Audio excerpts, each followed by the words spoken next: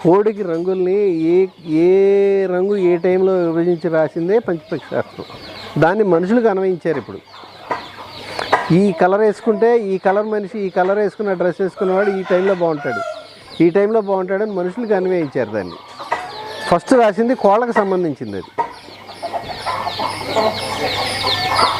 దాన్ని రోజుకి 5 గడియలు 30 వెగడీలు దాన్ని 5 వంతులుగా చేసి పొద్దునుంచి మధ్యాహ్నం వరకు 5 వంతులు, మధ్యాహ్నం నుంచి సాయంత్రం వరకు 5 వంతులుగా విభజించి